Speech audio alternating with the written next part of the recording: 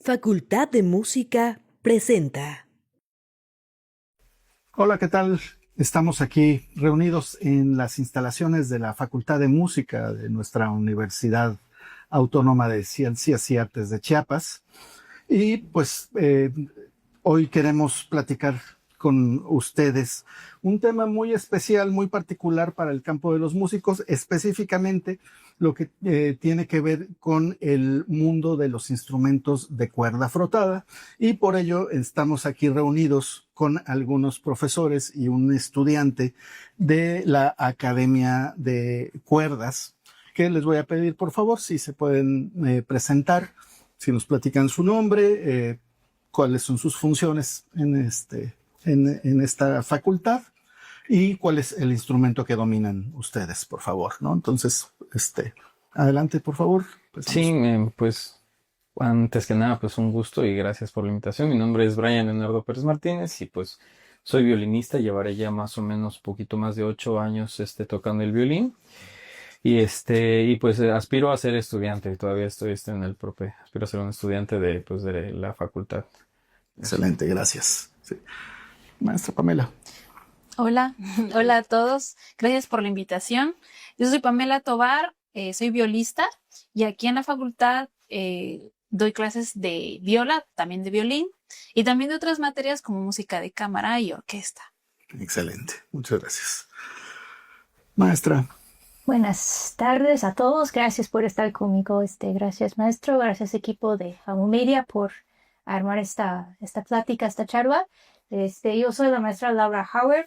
Soy docente de violín. También toco piano. Y pues esta charla me parece muy interesante porque me apoya y me apoya con las ideas que tengo de investigación sobre la cuerda, sobre el violín, sobre cómo manejamos el sonido. Yo aquí doy clases de violín en todos los niveles. Excelente, gracias. Maestro, por favor. ¿Qué tal? Buen día. Gracias por la invitación. Es un gusto estar aquí compartiendo el día de hoy con ustedes. Soy Roges Fabián Torres Abadía, docente de violonchelo de la Facultad de Música. Perfecto, pues vamos a entonces empezar a platicar. Bueno, antes comentar, justamente la maestra Elizabeth hacía una mención ahorita. Ella está haciendo un proyecto de investigación que se llama Articulación Práctica, ¿no? Y en el contexto de esta investigación es que se está desarrollando esta mesa de debate, de comunicación más que debate, no de diálogo, para enriquecer más el trabajo. Entonces yo quisiera preguntarles primero, para que contextualicemos, para que todos quienes nos están escuchando y viendo tengan algunas ideas claras. Ustedes pertenecen a la Academia de Cuerdas, sin embargo, tenemos instrumentos como la guitarra que no están en este mundo de lo que aquí concebimos como la cuerda. ¿De qué hablamos? De cuerdas frotadas. Alguien que nos platique un poquito a qué nos referimos cuando hablamos de cuerda frotada. ¿Nuestra Pamela? Safo. Bueno, pues, de hecho, pues usted menciona a la guitarra, ¿no? Vemos las cuerdas, pero también tenemos otros instrumentos donde, pues, no vemos esas cuerdas, ¿no? Como el piano, por ejemplo. Exacto. ¿No? Entonces, el material de la cuerda también va cambiando dependiendo del instrumento, pero recibimos el nombre de frotada porque la manera en la que producimos el sonido es frotando la cuerda, ¿sí? No es pulsando como pasa con la guitarra, por ejemplo, o percutiéndola, ¿no? Como pasa con el piano, ¿no? Creo que esa es como una idea muy general y muy concreta también. Sí, exactamente. Maestra, ¿qué instrumentos estarían comprendidos entonces dentro de esta familia, por lo menos en la orquesta sinfónica? ¿Qué instrumentos estarían comprendidos en la cuerda frotada? Pues en el mundo de la música clásica consideramos mayormente el violín, la viola, el violonchelo y el contrabajo. Existen instrumentos tradicionales o regionales que también se manejan, pues el tipo de técnica que se maneja en la música clásica en la orquesta, pero son principalmente estos instrumentos porque pues se manejan con lo que es el arco. Podemos hacer el movimiento de pulsar la cuerda con el dedo, sí, pero es un efecto especial. Principalmente la cuerda frotada, se toca con una. Los instrumentos están pensados de manera primaria para ser frotados con el arco. Sí, sí, y como decías, hay otros instrumentos en la música popular. Aquí en la región Altos tenemos el rabel, o en algunos lugares le llaman violín, aunque no, es muy distinto o un tanto distinto al que se maneja aquí, pero bueno, por eso en el campo de la música clásica estos son. Y pues bueno, solamente para avanzar un poco, estaríamos hablando de tamaños, ¿verdad? Sí. En principio como elemento básico. Eso lo vuelve una división mucho más compleja. No es tan fácil decir, nada más uno es más chico y más agudo y el otro más grande y más grave, sino hay muchas más implicaciones. Es muy complejo esto, pero bueno, por ahorita, violín es el más pequeño, de ahí le sigue la viola, ¿no? Ambos se sujetan en el hombro, ¿no? Con la barbilla. De él le seguiría el violonchelo, que ya va entre las piernas, y el contrabajo, que igual ya va inclusive de pie, el músico por la dimensión del instrumento. Ok, perfecto. Entonces, partiendo de esto, confío que ya vemos de qué estamos empezando a hablar. Ahora, en la complejidad de lo que es la cuerda frotada. Frotar la cuerda es, como bien decías, usar este arco. Parecería ser que a simple vista como que se trata solamente de mover para arriba y para abajo el arco, ¿no? Para que haga esta frotación, como haríamos con un serrucho sobre una tabla, ¿no? Pero pues es mucho más complejo que eso. Maestro Rogers, ¿nos querrías platicar un poquito al respecto? Sí, claro. Pues es realizar un procedimiento, no es, ojalá fuera solo mover, digamos, a la dirección que haya que mover, pero hay que contemplar algunos procesos dentro del procedimiento de mover. Desde, digamos, la parte donde yo enseño es considerar bastantes aspectos. Los más importantes es el peso que se ejerce sobre la cuerda, es decir, el peso que va a obtener el arco junto con el brazo sobre la cuerda, la velocidad con la que se va a desplazar el arco sobre la misma cuerda y el punto de contacto, es decir, en qué región de entre medio del puente del instrumento y de la trastiera se va a colocar el arco y hacer lo que anteriormente los procedimientos o los movimientos anteriormente mencionados. También se puede considerar muchas otras situaciones dependiendo del instrumento, porque pues para pasar el arco con violín sí tiene mucha diferencia del ángulo que al pasar el arco en el cello, incluso que la manera que se agarra el mismo arco en los instrumentos de contrabajo tienen técnicas muy diferentes a las de cello, y las de cello sí varían un poco en el agarre, sobre todo a la de viola y violín. Quiero acotar. Perfecto. ¿Cuál sería, digamos, el movimiento elemental más básico que habría en el manejo del arco? Brian, ¿cómo fue la primera vez cuando agarraste tu instrumento y pasaste tu arco? ¿Qué movimiento hiciste?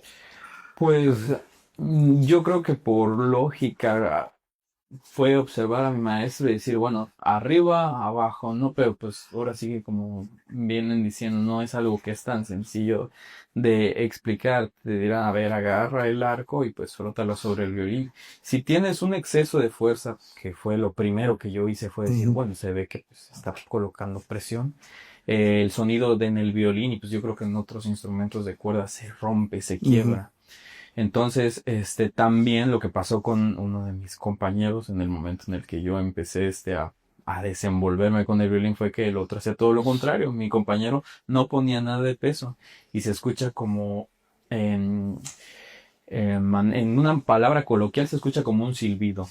En la técnica es un armónico, pero es un armónico artificial. Entonces, si se coloca, tiene que haber un cierto punto de equilibrio entre fuerza y también ligereza, no sé, corríjame maestro si estoy diciendo algo malo, pero sí es difícil de explicar Ajá, porque es pues la verdad es un arte, el simple hecho de tocar aquí lleva mucho recurso y pues claro. el arco también. Ajá, sí.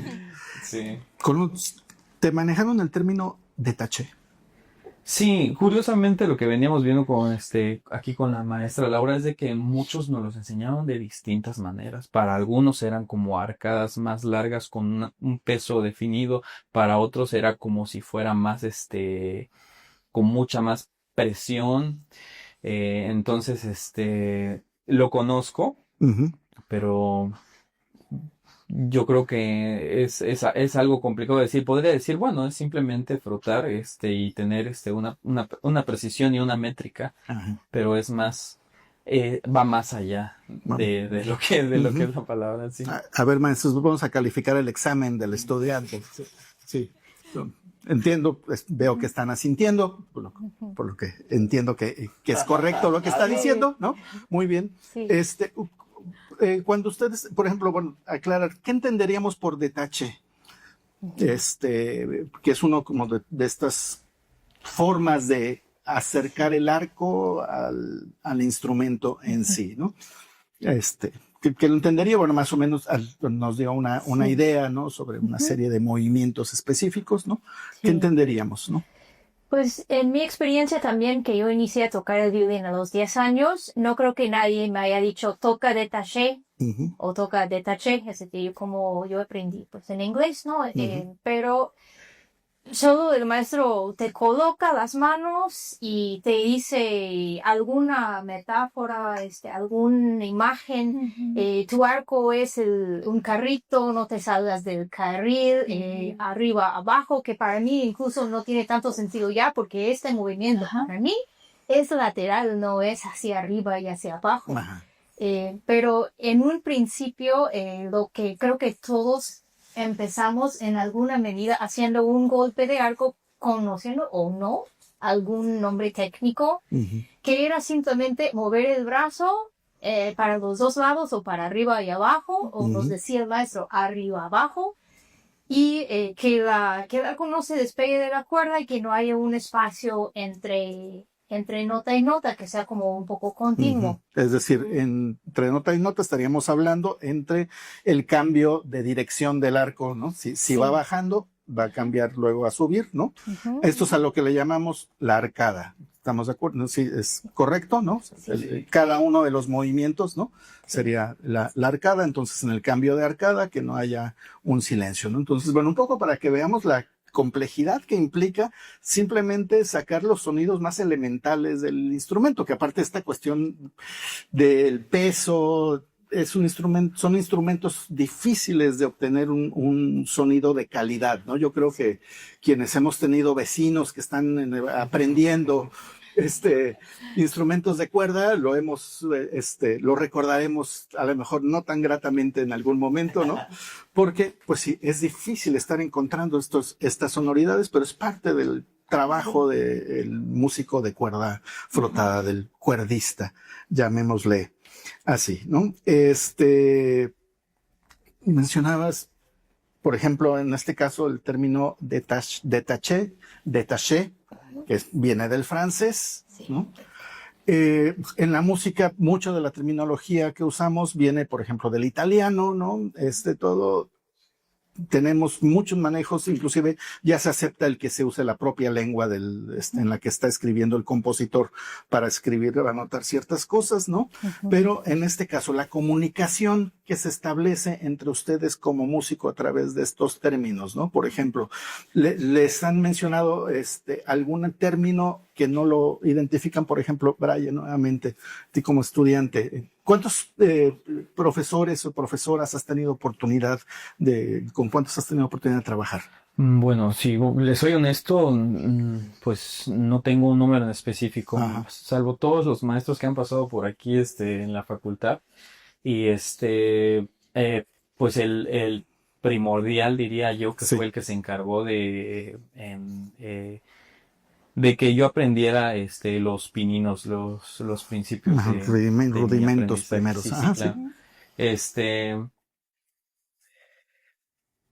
No sé, no, me puede volver, es que se me va un Sí, poco, me puede sí, volver a repetir. sí, claro que sí. Es- No, o sea, entre todos los, por ejemplo, los profesores en tu aprendizaje que has tenido, el tener varios profesores implica tener distintas experiencias para ti como de aprendizaje, pero también distintas experiencias de enseñanza, ¿no? Cada maestro tiene sus particularidades, ¿no? Y tienen su propia forma de abordar e inclusive a veces de nombrar Sí, las sí, cosas, ¿no? claro, y justamente yo creo que todos los maestros, pues es lo bonito de que todos nos aportan algo diferente. Todos Ujú, tienen estilos y pues yo les digo feelings distintos. ujú, Entonces yo me inicié con un maestro que pues tenía mucha destreza en el ambiente laboral de lo que viene siendo el género del mariachi. ujú, Entonces, algo que pues podría decir que destaca mucho y aprendí mucho al menos con ellos es de que por lo menos en el género del mariachi hay muchos derivados, como es el guapango, el joropo, los sones, las polcas, etcétera. Entonces, en lo que vienen los sones veracruzanos, los guapangos, etcétera,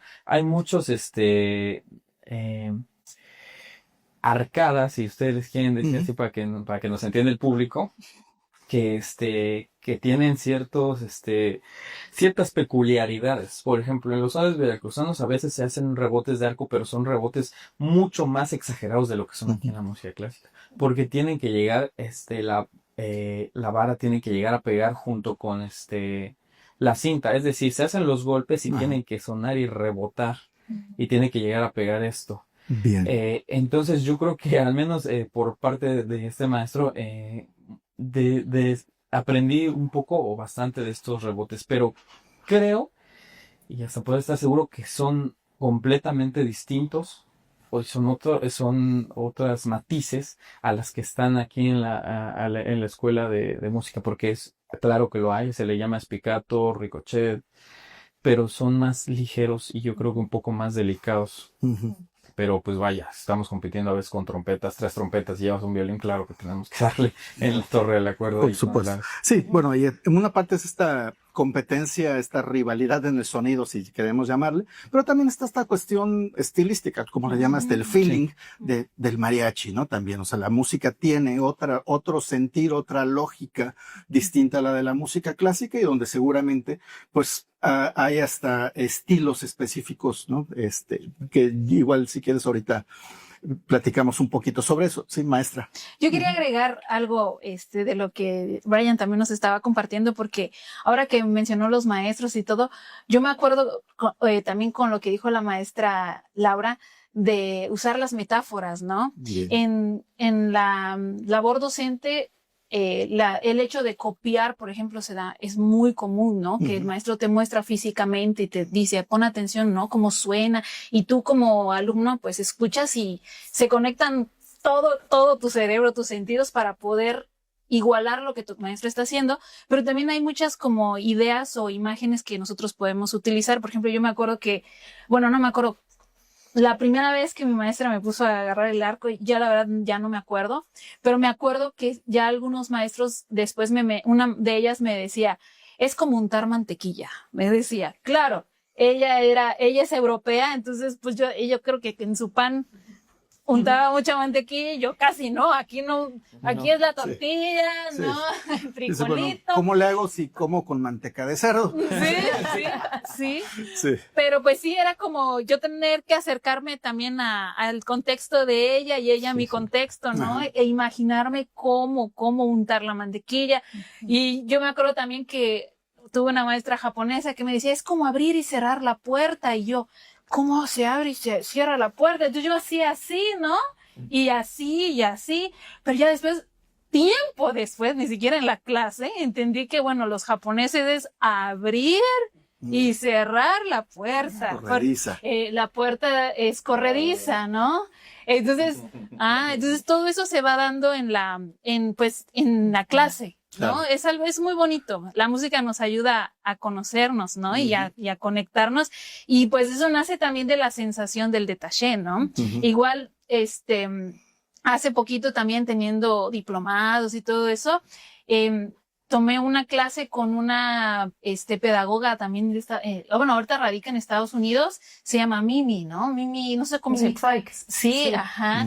Y ella nos enseñaba como unos videos en donde acercaban, ¿no? La cámara al instrumento y precisamente el movimiento que todo el mundo le dice abajo o arriba, pues no es literal abajo o arriba. Entonces, en el detalle también lo que más buscamos es la resonancia. O sea, en general siempre lo buscamos, pero para producir, como es el golpe de arco o la articulación más básica, pues es donde en ese video veíamos cómo la cuerda oscilaba, cómo se movía. Si uno piensa en hacia adelante y hacia atrás, o sea, que el movimiento sea horizontal, tú podías ver que la cuerda oscilaba bastante y el resultado sonoro era más bello, ¿no?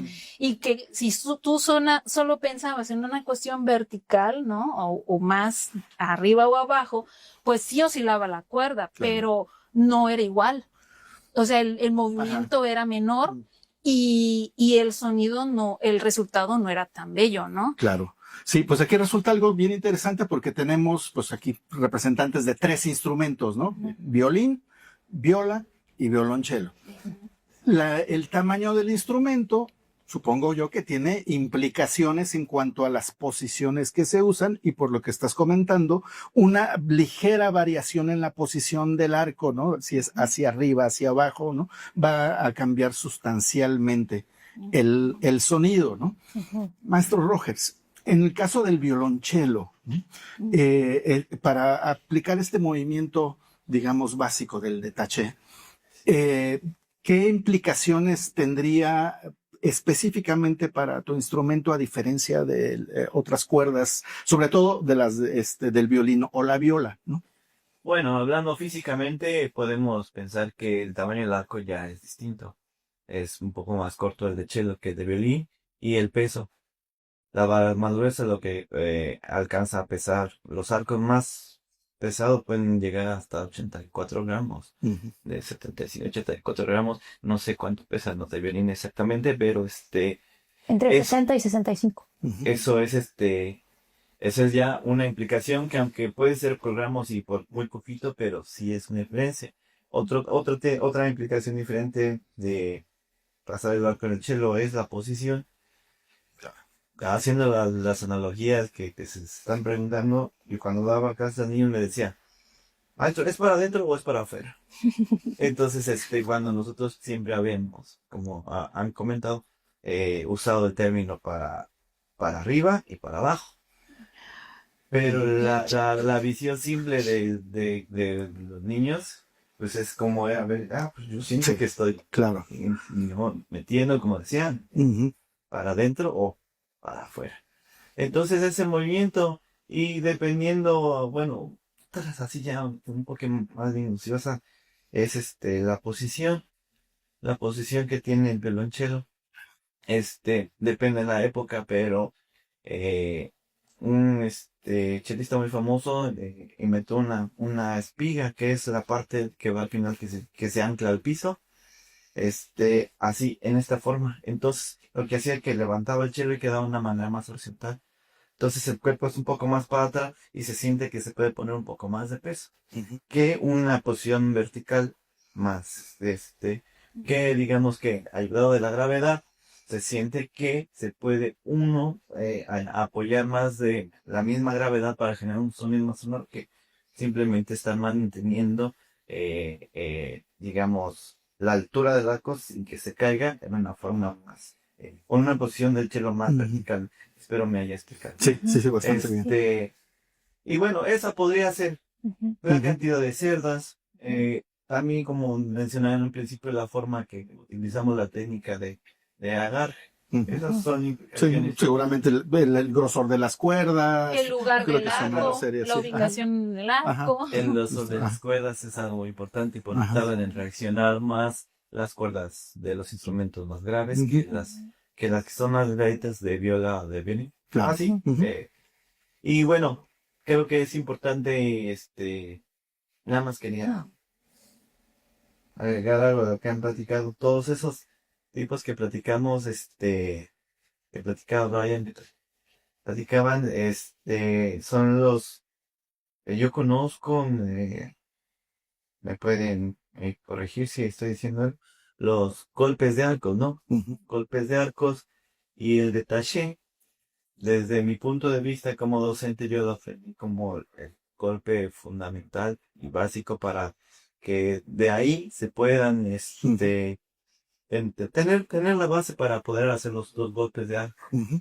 Y algo que platicamos con la maestra y que he aprendido bastante de ella y de sus pláticas sobre el golpe de arco es que los golpes de arco nos van a ayudar a hacer articulación.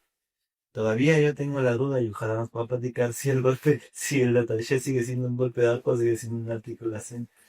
Entonces, pues bueno, eso. Ok, sí. Maestra, bueno, primero ¿quieres yo- comentar algo? Y Quería hacer como una anotación a lo que estamos platicando, que es, digamos, un poco el proceso y un poco el resultado. ¿Qué buscamos? Bueno, en la música se necesita de lo que se llama técnica, ¿no? Como en cualquier oficio hay una técnica para lograr algo y para mí ese es el proceso que tenemos. Y el resultado que queremos, que es en la música un sonido muy específico, dependiendo de la obra, del estilo, lo que dice Brian, que se requiere cierto color para cierto repertorio. Bueno, aquí también. Entonces, pues por decir algo muy general, lo que mayormente se tiene que lograr es un control de peso. El control del peso de uno mismo, el control del peso del arco y cómo lo distribuimos, porque cuando estamos aquí, el instrumento está aquí o acá, estamos como cerca del cuerpo, y cuando estamos en esta parte ya nos estamos alejando, cómo transferimos, aplicamos ese peso. Y el détaché viene siendo el golpe básico fundamental, no necesariamente porque sea el más fácil, aunque se podría decir que es como lo más natural o lo que uno haría si no lo ha pensado y solo está imitando a alguien que vio, pues no sé, en YouTube, o vi un mariachi y vi a alguien tocando y eso hace, ¿no? Es lo más básico. Pero tiene un grado de dificultad ya implicado en el primer sonido, como decía usted, de que cuando uno inicia y escucha al vecino tocando sus primeras notas, aún un poquito de sonido sacarlo bien está difícil por ese control de peso, como también decía Brian. claro, sí. Cuando es el piano, presionamos y ya hay un sonido decente, mínimamente, ¿no? Digo, es mucho más complejo que eso, pero en este caso lograr que un do en el piano, ya lo logro así, un do en un instrumento donde ya habría que pisar la cuerda y todo, es todo un universo ahí complejo. Entonces, bueno, a ver un poquito, a partir de lo que comentabas, Brian, hace rato sobre tu experiencia como mariachi, ¿no? El mundo del violín del mariachi y el mundo del violín académico, además de esto que mencionabas de, bueno, la necesidad de tocar más fuerte dependiendo del tamaño del grupo, ¿no? O si van más violinistas, esto puede fluctuar mucho más, ¿no? O sea, un mariachi, pues tiene un número determinado de integrantes, pero puede variar mucho. Acá en la música clásica tendemos a tener agrupaciones bastante estándares, ¿no? Que es el cuarteto de cuerdas, el quinteto, en fin, ya con ciertas formaciones y una cantidad de músicos determinada.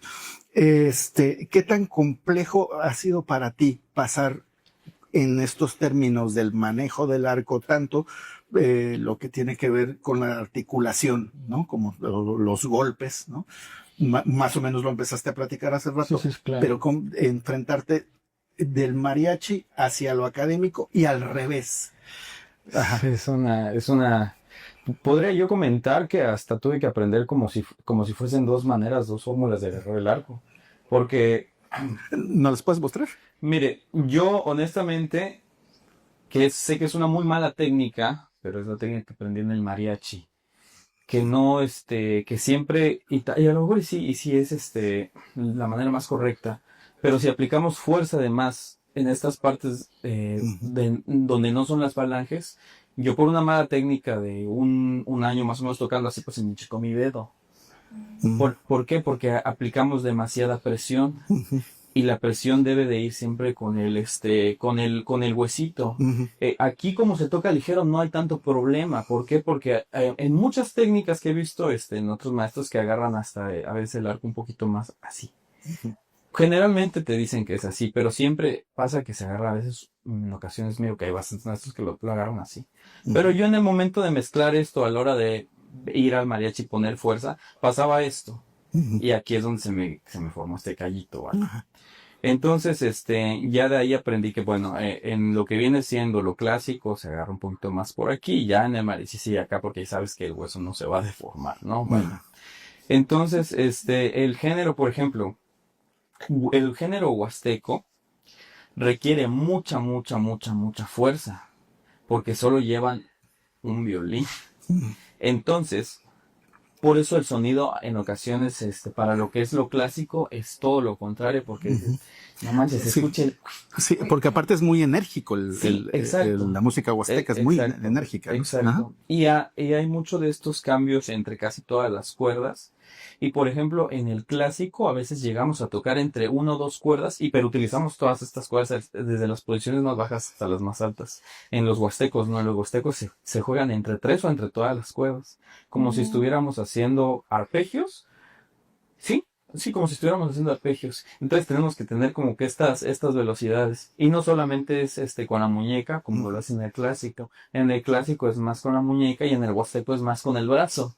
Entonces es más difícil, bueno, al menos yo considero que es Sí. un poco más complicado, al menos en ese aspecto, porque Ajá. tiene recursos muy particulares e interesantes. Hay algunas ocasiones en las que se tienen que hacer estos rebotes y tienes que hacer un remate dándole, perdón, dándole como, no sé qué sería, porque no tiene nombre, eso es que lo aprendí ahí, pero se toca, se hacen taca, taca, tan, taca, taca, tan, taca, taca, tan, tan, y se le pega con la punta de los dedos, con esto, con esto. Y esto no lo he visto en ¿La cuerda? en el clásico, sí. En el clásico sí no lo conozco. A lo mejor y sí está, pero yo no lo conozco. Esto lo vine a aprender pues, en el, Sí, es en como, el yo quiero pensar un poco, hay en la música norteña, por ejemplo, el tololoche, que sería como el primo del contrabajo clásico, ¿no? Se toca con esta técnica que le llaman chicoteada, ¿no? Que es jalar la cuerda, extenderla y dejar que Para hacer golpee una sobre el rítmica, instrumento, sobre el diapasón, ¿no? Y resulta que en la música clásica, pues hubo alguien que lo descubrió y lo aplicó, y en la música clásica se conoce como el pizzicato alla Bartók, ¿no? Sí. Y es muy similar, ¿no? Pero se llega desde formas distintas, con motivaciones musicales distintas, ¿no? Sí. Entonces es un poco esto. Pues bueno, para ir cerrando un poco, ya en la experiencia de ensamble, justamente, y encontrándose con instrumentos distintos, ¿no? Ya sea tocando entre un ensamble de cuerdas con los demás que hemos mencionado, o en todo caso, tocando ya sea en un ensamble de cámara, que pueden haber instrumentos de alientos, tanto maderas como metales, etcétera, o puede haber piano, cantantes, etcétera, ¿no? Estas técnicas, bueno, o inclusive en el caso de la música popular, del mariachi también, ¿no? ¿Qué tanto estos conceptos del arco, del detaché, qué tan complejo es dialogar con otros músicos este tipo de aspectos, ¿no? Porque a veces tenemos una serie de notas y estas articulaciones están implícitas, no están escritas en la partitura. Uno entiende que hay que hacerlo de esa manera, ¿verdad? Pero si el oboísta no tiene esa indicación y él entiende una cosa y nosotros entendemos otras, ¿qué pasa con esa comunicación, ese diálogo? Bueno, yo por mi parte puedo hablar de la perspectiva de que también toco el piano. Entonces, para mí lo muy interesante es el ataque, que también se puede llamar la articulación. Cuando hablamos, tenemos consonantes vocales, ¿no? Y la analogía más útil que he encontrado en la pedagogía es la de la consonante vocal, porque por ahí podemos partir del habla y emparejar un poco cómo estamos iniciando cada nota, y ya nos ayuda a encajar mejor con multiinstrumento. Pero pues una anécdota, por ejemplo, en la universidad yo tocaba con el coro y también estaba en la orquesta. Y en el concierto que tuvimos en conjunto con orquesta y coro, que era el Requiem de Brahms, me llamó el director de orquesta y me dice, yo estaba en tercer año, te voy a poner de concertino porque tú entiendes el vocabulario del coro y el director de coro va a dirigir a la orquesta.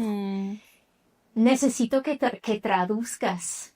Entonces estoy de concertino no porque toco ni nada, estoy allí porque si el director del coro dice, necesito que suene au, au, au, y empiezan a cantar, ya yo le tengo que decir a la cuerda, el maestro quiere más de gato, el maestro quiere de shake, el maestro quiere que pongamos o quitamos cierta cantidad de notas en cada arco, cosas así.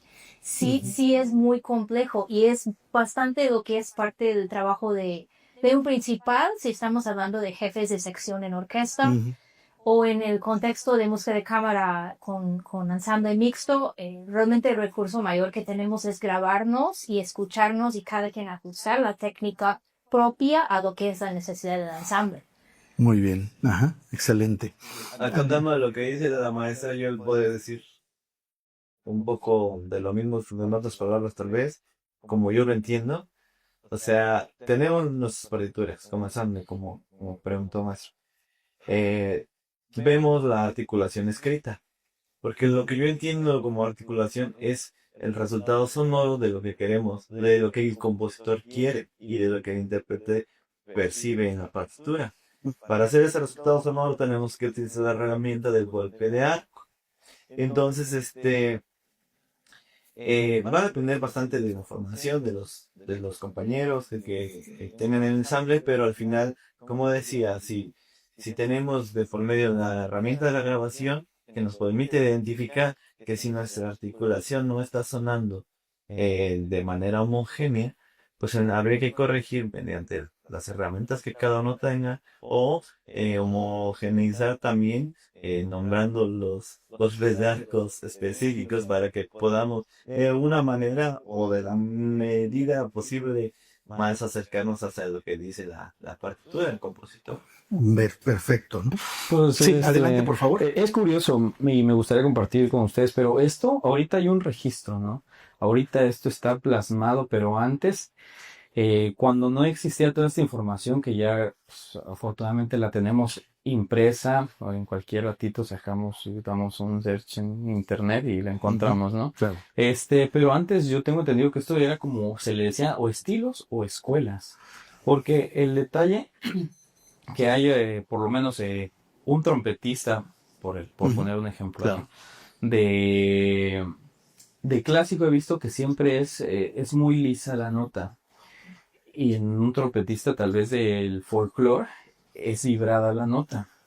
Entonces, ya a veces, cuando dices, bueno, ¿cómo podemos pasar de que si yo me voy con un músico más folclórico a uno clásico, de que tengamos como que el mismo estilo? A veces es un paquete completo de acciones, de manejos de arco y de estilo al tocar, que ya no se está escribiendo. Porque simplemente no es como de que, bueno, pero ¿cómo toco como en el jazz? ¿Cuál es tu connotación, tu métrica o la palabra nuestra acá es bueno, sí. Tu articulación. No, pues es que es el estilo. Bueno, entonces ya es un paquete completo. Hay que conocer todo lo que es el estilo. Exacto. Sí, inclusive, por ejemplo, a mí me han llegado a escuchar violinistas clásicos tocando, por ejemplo, con un ensamble, una banda de rock.